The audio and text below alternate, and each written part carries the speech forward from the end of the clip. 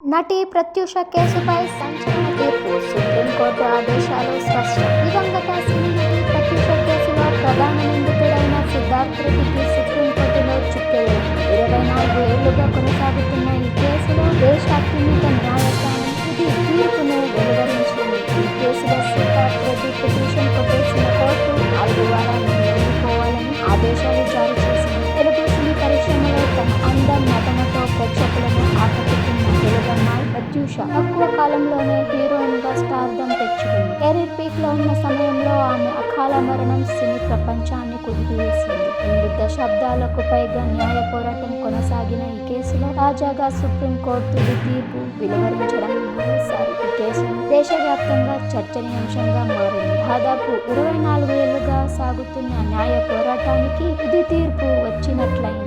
ఇన్నేళ్లుగా కోర్టు మెట్లెక్కుతూ సాక్ష్యాలు, వాదనలు ఎదుర్కొంటూ సాగిన ఈ కేసు ఇప్పుడు సుప్రీంకోర్టు తీర్పులో కీలక మలుపు తిరిగింది. న్యాయం కోసం ఒక తల్లి చేసిన పోరాటం, ఆమె చూపిన ధైర్యం అనేక మందికి స్ఫూర్తిగా నిలిచింది. ప్రత్యూష అకాల మరణం తెలుగు